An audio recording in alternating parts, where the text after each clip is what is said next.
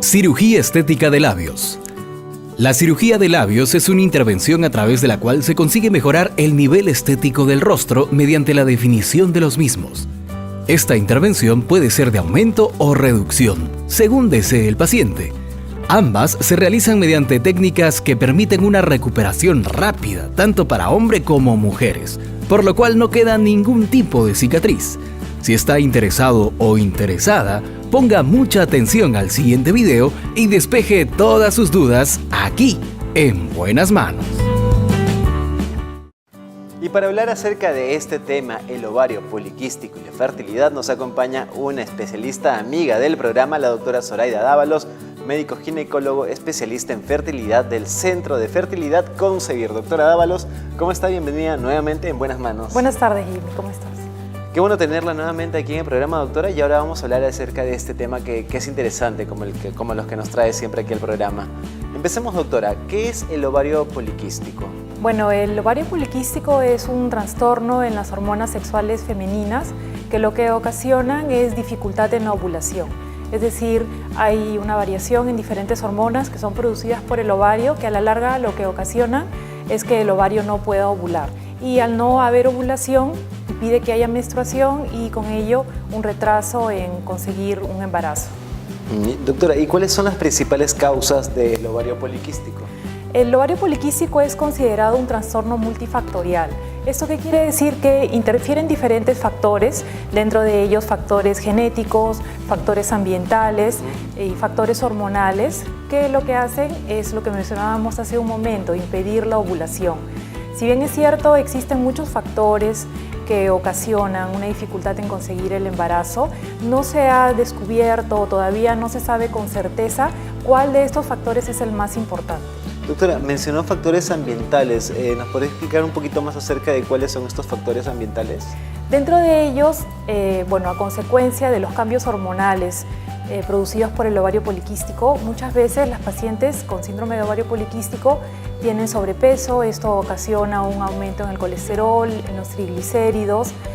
Muchas veces esto va asociado también al sedentarismo o a una falta de ejercicios, lo que a la larga también contribuyen a una disminución en la ovulación. Bueno, doctora, estas malas prácticas de un estilo de vida también traen otras consecuencias aparte del tema que estamos hablando, ¿verdad?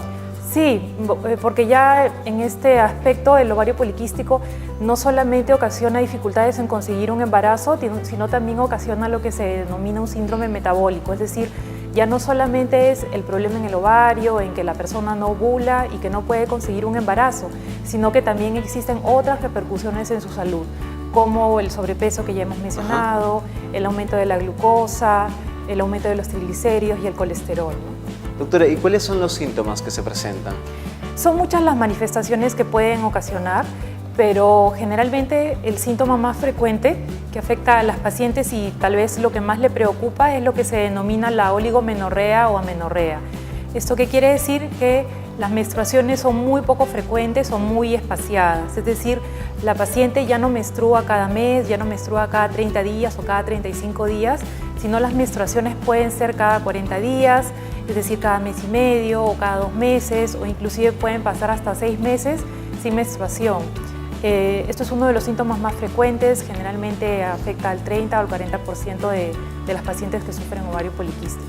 ¿No hay un rango de edades de mujeres que estén predispuestas a padecer de ovario poliquístico? El ovario poliquístico es mucho más frecuente en las mujeres en edad fértil, es decir, entre los 20 hasta los 38 o 40 años.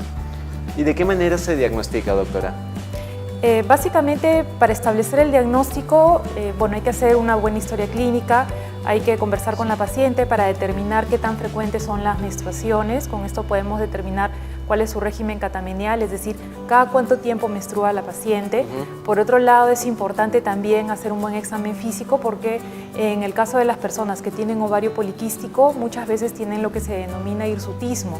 ¿Qué es esto? Es la presencia de vellos gruesos en la mujer en zonas en donde normalmente no debería tenerlos, ¿no?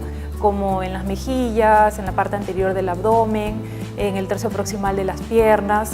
Y finalmente, como parte de los exámenes de laboratorio, es necesario pedir examen de hormonas para descartar que, además del problema del ovario poliquístico, no pudiese tener otro tipo de trastornos hormonales que también podrían dar síntomas similares, como problemas en la tiroides, alteraciones en los andrógenos, que son un aumento en la producción de hormonas masculinas.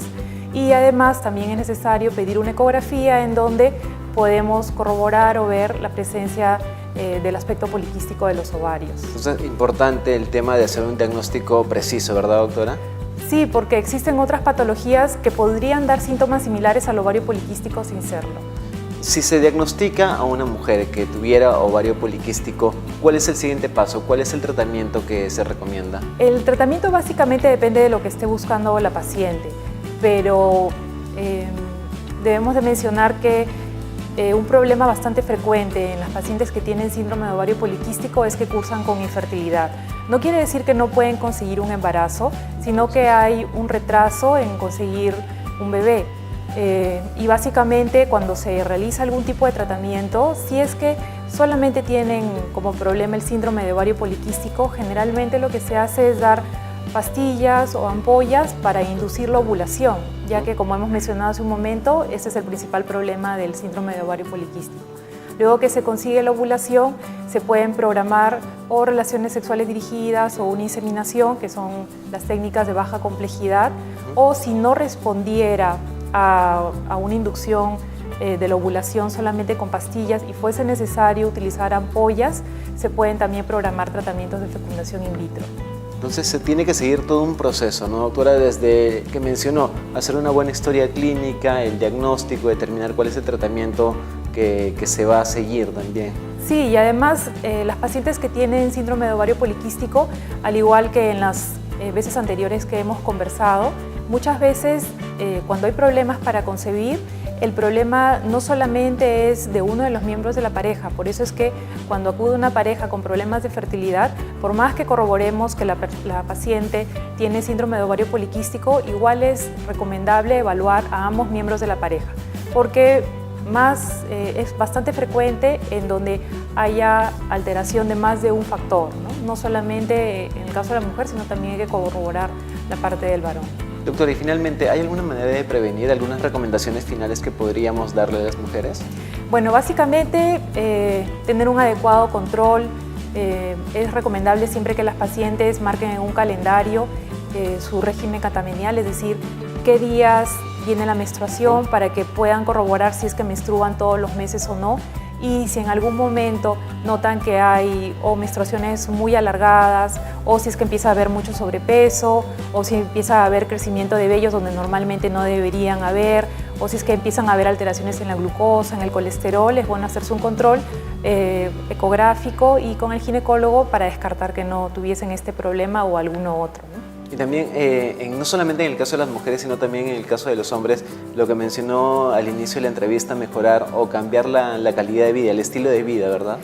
Sí, siempre es recomendable, y en la parte de fertilidad siempre se recomienda unos buenos estilos de vida, es decir, el no fumar, el no tomar alcohol en exceso, y sobre todo mantener un estilo de vida activo, es decir, el realizar actividad física, sobre todo ejercicios aeróbicos de forma diaria, por lo menos 1 hora por día, porque esto trae muchos beneficios. Por un lado, aumenta la irrigación en el organismo, en el útero, en los ovarios, disminuye el estrés, ayuda a mantener un peso adecuado. Es verdad, doctora. Muchas gracias por todas las recomendaciones que nos ha dado el día de hoy. A la doctora Dávalos la encontramos en el Centro de Fertilidad Concebir, que está ubicado ¿en dónde, doctora? En la avenida Los Ruiseñores 476, Santa Anita. Eso está en el 6º piso, la avenida Los Ruiseñores 476, como lo mencionó la doctora Dávalos, en el 6º piso.